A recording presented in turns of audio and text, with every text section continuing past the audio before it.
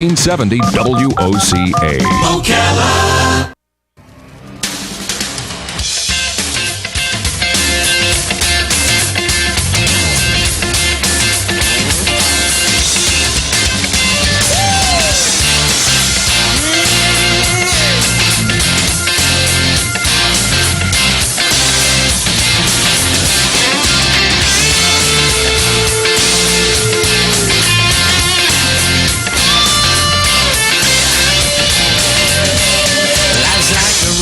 Travel on, there's one day here and the next day gone. Sometimes you bend, sometimes you stand, sometimes you turn your back to the wind. There's a world outside every darkened door, where blues won't haunt you anymore, where the brave are free and lovers soar. Come ride with me to the distant shore. We won't hesitate to break down the garden gate. There's not much time left today. All right, 6 minutes after 10 o'clock, it's time to chat with Matt Gibbs. This show is called Auto Repair with Personal Care. Your questions are an important part of this show, so I invite you to call the WOCA Climate Control Source Hotline, 622-9622, and ask Matt a question about your car, your motorcycle, your boat, anything with an engine. And, of course, Matt is the owner of Sunrise Automotive, so if needing the answer isn't what you need the mechanic, well, Matt is the mechanic, or his guys are the mechanics. So good morning, Matt. How you doing? Hey, I'm doing good, Larry. How are you? Pretty good. I thanked you on Saturday because you changed my oil from regular oil to synthetic oil. And as I drove down to deliver my eBay, somebody bought some lights from me on eBay, and so I delivered them in person. And I got $26 and probably spent $36 with gasoline. But anyway, on the interstate, there was a rest area, and the sign, I didn't see it until after I was already parked, and then I said, well, I can park here. The sign says, I will read it verbatim because I photographed it, preferred parking for alternative fuel vehicles, which means that if you're handicapped, you get the real close spot. If you're driving an electric car, you get the next preferred spot. If you pay for gasoline taxes, which pay for the roads, and you have real gasoline, you're farthest away. And when I parked in the space, I thought, well, Matt put alternative, what do you call it? Oil. What do you call it again? Phony? No, what is it called? Synthetic. I couldn't think of the word. Synthetic oil. It's not phony, it's synthetic. Yeah, it's not phony. So I said, well, that's alternative, isn't it? Well, yeah, it's alternative, but it's not the sign said a fuel, alternative fuel. Isn't oil a fuel? Well, it not at that stage, it's not. The two workers both were talking to each other, and I heard them say, do you want to tell him or do you want me to tell him? And then you got out of the car and they said, leave him alone. I don't think I'll tell him. Just let him go. He'll be gone soon. He'll be gone. That's a terrible accent. I don't know who I was trying to do right there. Are you profiling? I don't know what I was doing there. Just sounded like an accent. I'm terrible with accents anyway. So anyway, that's not crazy. Have you had an electric car come in for repairs? A fully electric car? Not fully electric, no. I mean, unless you consider a golf cart a car. Oh, okay. Now, if you were in the villages, that could be considered a car. Did you hear about this airplane today? It's fully solar powered. Fully solar. Wow. I'd hate to be in that plane. There's a lunar eclipse. Yeah, so they're going to try to fly around the world with it. Wow. Yeah, I guess you can't fly at night. No night flights with that thing. If you're going to fly around the world, you better make sure you're following the sun. And not, yeah, you better. Yeah. No storms heading this way. So what's new in the world of cars? Are the new cars out yet? This is June. Isn't this when they come out? No, they typically come out like in September. Oh, they do? Yeah. What happened to the half year? Do they still do that? You know, it was funny. I was watching an ad on I don't know, we were watching something or another, and an ad came on, and they advertised this particular vehicle as a 14 or a 13 and a half or 14 and a half. Okay, so they still do that? Yeah. I mean, that's a part of our life every day. Like if we're calling and getting a part on a certain thing, we have to know exactly the production date, the VIN number that shows exactly when the car was made. Really? And there could be like such and such a date or post such and such a date, the part had changed or whatever. So that's just been part of how Really? we deal with it all the time. Yeah. So if I said to you, I have a 2005, and then you said, you have a 2004 and a half. That's possible. And a 2004 and a half or a 2005 on this part may not mean anything, but it may mean something. So Maybe, yeah. then I have to actually look at the VIN number and find out exactly when your car was built. And is that just American cars that do that? Or No, that's across the board. everybody does that? Yeah. Really? Yeah. If you have a question about your car, your truck, the number to call right now, 622-9622. Maybe something's clinging and picking. Do you know, my car has needed a quart of oil. I think I told you this off the air. And so I bought this synthetic oil at one of those car places. The convenience store doesn't sell synthetic. And I asked the guy, I'm not going to, if I don't use it all, can I use some of it in my lawnmower? He said, no, don't put it in your lawnmower.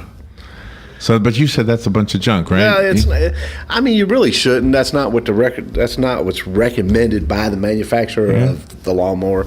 But why? What does it do differently? I don't know. It gets so crazy sometimes that you just, if I'm servicing my riding tractor and I have a quart of this is what I use. That's just what I do. See, but I just have a little string pulled push lawnmower. Dude, put it in there. I did. Okay. Because I had to cut the grass. And if it blows up, you go to Walmart and get another one for $79.95. You go there's usually one on Craigslist or something, $20. There you go. Yeah, maybe they'll bring it to your house. Yeah, like I did. It was dopey of me, wasn't it? Drive all the way down there. Went to Winter Haven. Winter Haven. Yeah. But you needed something to do, right? you got out. You went for a nice little ride. I guess you could look at it that way. Yeah. Probably stopped and ate lunch somewhere. Oh yeah. Let's see. Went to a Subway. Spent probably more money. Went to a Subway. A Subway. And I asked for double meat, and she said I can't put double meat. The sandwich is on special. I said, well, what if I pay for like 2 sandwiches? She said, you can't pay for 2 sandwiches and get one. I said, why? So because this is a $5 footlong.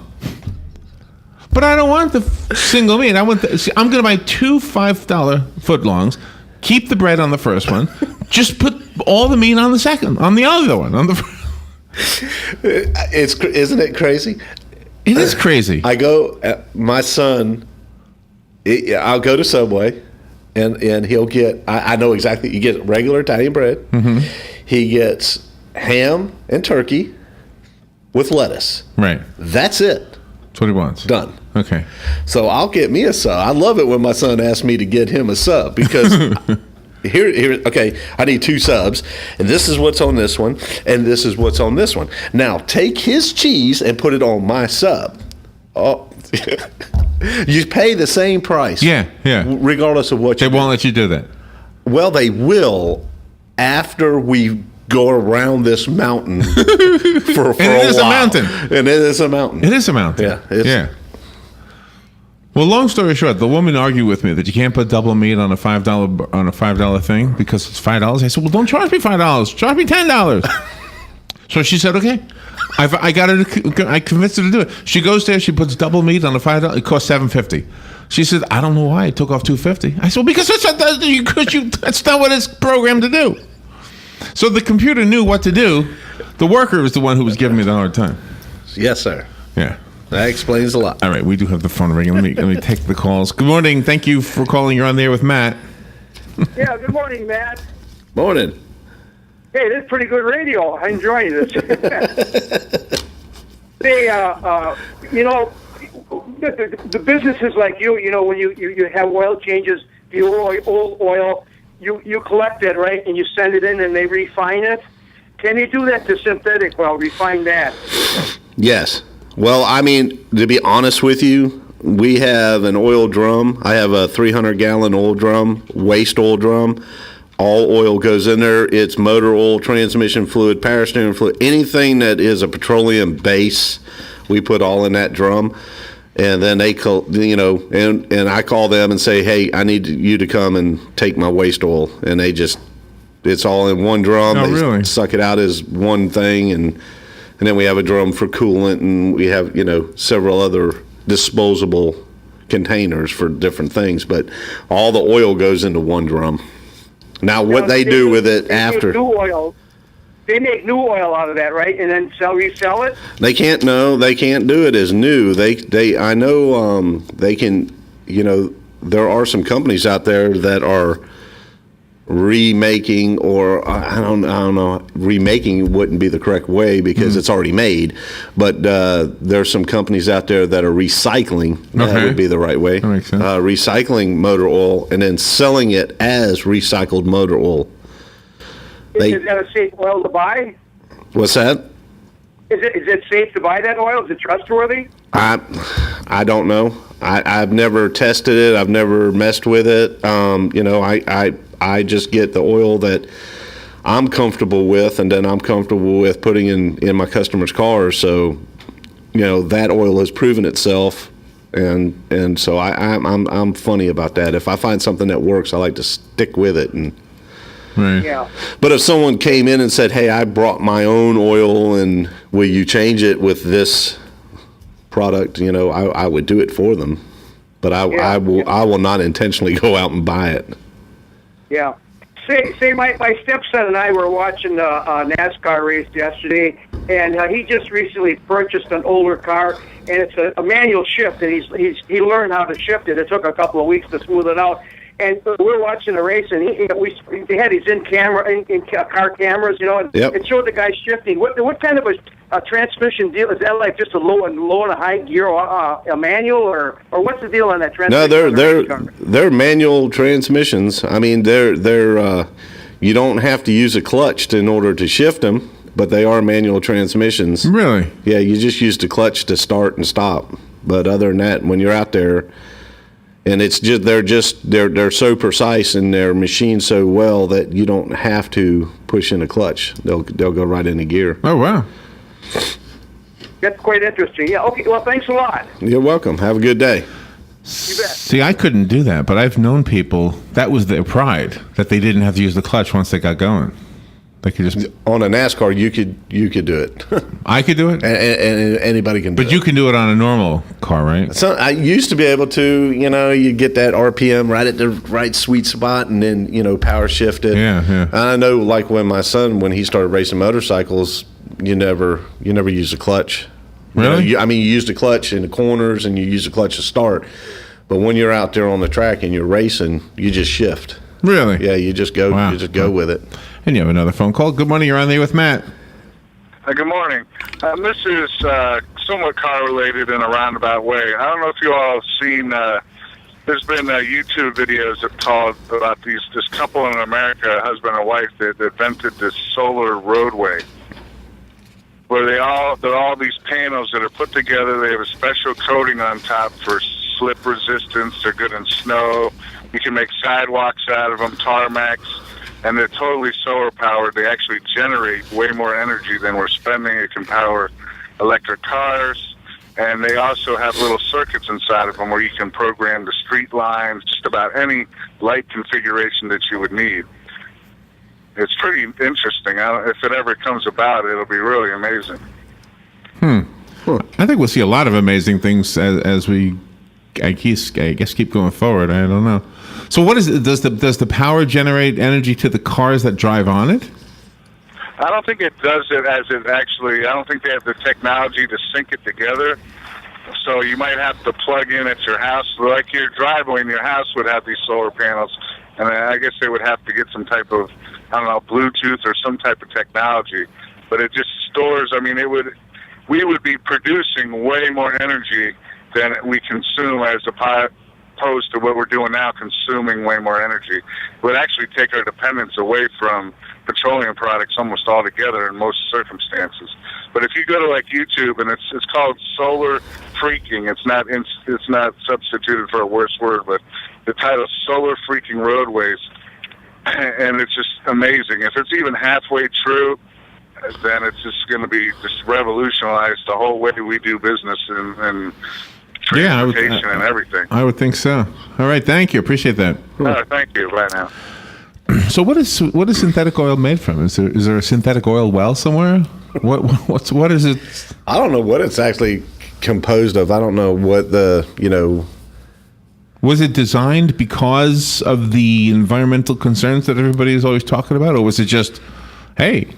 I think originally a lot of stuff that we've come out with as far as synthetics and the compounds and like for instance, he was the one guy was talking about NASCAR, and Goodyear is the tire sponsor for and has been for many years, and so by putting these vehicles through extreme conditions, Goodyear can do a lot of testing, research, different compounds, figure out, how to make things better, how to make them last longer, and I think those kind of things just kind of open doors for other stuff. I know that in my racing world, we used a lot of synthetic gasoline fuel. Really? And it's very, very expensive. What was that made from? Corn? It's no, it's completely synthetic. It's oxygenated fuel. The fuel actually contains oxygen in it, and I mean this stuff is like, we're complaining that $4 a gallon. This stuff is like $15 a gallon. Oh wow! But when you're racing, everybody needs that edge. Everybody wants that little extra, and being in that industry here, a company VP Fuels is the one that we used to buy VP gas, and they know that suckers like me are going to spend $15 for a gallon of fuel. Right. And so at a pit stop in a race, does each car have? I got to get this gas for that guy because he likes this gas. I mean, no. They're like in a NASCAR race. Everybody's using the same gas. Everybody uses. I think Sunoco is a sponsor of NASCAR right now. So, but at the end of the race, what they'll do is they'll actually draw some of that fuel. Make sure you didn't put an additive. Oh, really? You didn't mess with it. Oh yeah, even in the racing scales that we were in, our fuel was tested a lot, and they made sure that we didn't slip a little this in there or a little that in there. So speaking of additives, do you like the idea of the uneducated car drivers buying it? Because when I went to buy that oil, the guy tried to sell me a pint, I guess, of something to put into the fuel, $5 or whatever it was. It depends on what it is, what the product is. There's some pretty good products out there that you can, like Schaefer's also makes a fuel additive. And what I did was I bought a gallon of it. I just bought a gallon of it, and I kind of experimented with it and put it in people's cars. And those people that like Sonny that calls a lot, someone that I know that will do the due diligence, right, and then actually. Everybody's seen results. So I went ahead and bought a couple cases of it, and you put one bottle in. It's $10 a bottle, but it seems to me that it affects the fuel mileage, a mile to 2 miles. So yeah, it pays for itself. So it pays for itself, and then after you run one bottle through it, you can then add, like a half a bottle per tank full. So. And it kind of the first bottle kind of cleans things up and everything and stabilizes the fuel and does what it's supposed to do. And it's like after you've used it for the first time, the second time, and then from there on you can use a half a bottle. So it's and there's some other companies out there that make some decent products that you can add to your fuel and add to your oil and add to anything you want to add it. I mean, whatever part of the car we're messing with, there's something we can add to it. Do you want to do the bit on radio that you I think you did this last year where you kind of give us some ideas if we're going to be on a road trip, what we can do before the road trip to make sure we don't. Yeah, that's one of the things that we offer at Sunrise is we offer what we call trip checks. Right. You know, Okay. so good. if you're fixing to head out on the highway, you know, and you don't want to do the things that you need to, bring it by. We'll check them out. We'll check the air in the tires and air filters. Wipers. Make sure your wipers work. You know, you don't think about it until it's raining, Right. and then as soon as it stops raining, and Right. you don't think about it no more. But consider replacing your wiper blades and check your air filter and check the belts and the hoses and The belts. And the- and the hoses. and the They hoses. go when you're on the road. Oh, yeah. it's yeah. terrible. It's such an inconvenience. If you are driving, have you ever driven across the desert in the Southwest? No, I have not. There is a place, and I don't know where I was, but there was a place that said this is the last gas station for 100 miles, and it was the Roadrunner cartoon desert. It was like the end. You said, "Whoa!" So of course we made sure we had plenty of water for us, for the car. I was with my son at the time, and of course I was panicking. 100 miles with nothing. I guess we got that here in Florida, but there's. Where?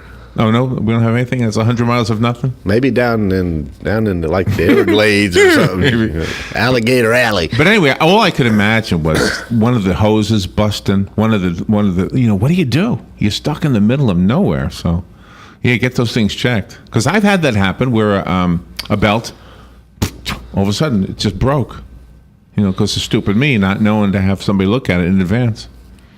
We have a lot of folks that come in and just, hey, we're going on a trip, we're going on vacation, give it a good check over. And we check it over. And if you see that sign that no gas for 100 miles, make sure you fill it up. Make sure you fill it up. You should be able to go more than how far can you go on a motorcycle? Well, it depends on how many miles per gallon, I guess it gets. But That's a very small tank, though. Can they go 100 miles without it? yeah, I mean, yeah? some of them, some of them can get 30, 40 miles to the gallon and hold 6 gallons. So Oh, okay. that would be a nervous ride. At least you could. At least if you broke down, you could push it back with you. But you can't take a can of gas on a motorcycle. Well, you probably could if you had like a saddlebag or something. Little something. Yeah. Wow. Did you ever do that? Like a long road trip on a bike? No. But now I have done like a long water trip out in the ocean, and we bring extra gas and put in the boat. 2 engines, right? No, just one engine. Ay. But just bring some extra gas because it's you go fishing out there, grouper fishing, or out there, you're 50, 60 miles out, and you don't want to run out of gas out there either. By the way, my visit to deliver the lights that were purchased on eBay, I used the Google map thing. I need to get a GPS. I need to get something that really... Because I was way in the wrong place. Really? Well, I was in Winter Haven, and I was on a road called 540, but apparently 540 has a stretch, and then there's another stretch that's not even connected to it. It didn't even look like it was Winter Haven anymore, according to the map, and that's where I needed to go. So if I had one of those things where the little British lady speaks to you, oh, you got one right there? Well, I mean, I got the iPhone. And it's got that on it? And it comes on there, maps. And somebody talks to you? Oh, yeah. Yeah. And, Yeah. and tells you how to go? How to get there. Can you use that for walking? I'm sure. Yes, you can. You know what? You know how we were in Hawaii, and we were trying to go to an Outback. So we put it in our phone, and we were walking from the hotel to the Outback, Wow. and it told us every step of the way. Really? Yeah, it was pretty cool. Now, just be glad it wasn't leading you to Australia. That would have been a long walk. Yeah, we would have started talking funny. Well, here's the good advice. If you are going on a road trip or not, if you're just delivering your eBay thing to Winter Haven, make sure your car is suitable for the drive. Yep, make sure of that, and also hot times are heading right before us. We've been getting a lot of people bring it in and having their air conditioners checked and cabin. That's the other thing that a lot of people don't even realize they have cabin air filters. Get your cabin air filter checked because it will affect the way that your car cools. Your cabin air filter. I never knew that either. Yep, cabin air filter. I just roll my windows down. There you go. But it's hot out there when you roll your windows down. All right, Matt, what's your phone number? My phone number is 352-690-1993. Okay, and call us if you need that repeated. Matt's garage, again, is called Sunrise Automotive. Thank you, Matt. Thank you, Larry. We'll be right back. To the wind. There's a world outside every darkened door where blues won't haunt you anymore. Where the brave are free and lovers soar. Come ride with me to the distant shore. We won't hesitate to break down the guard. Fox News Radio, I'm Pat O'Neill. The White House proposing new rules today aimed at reducing green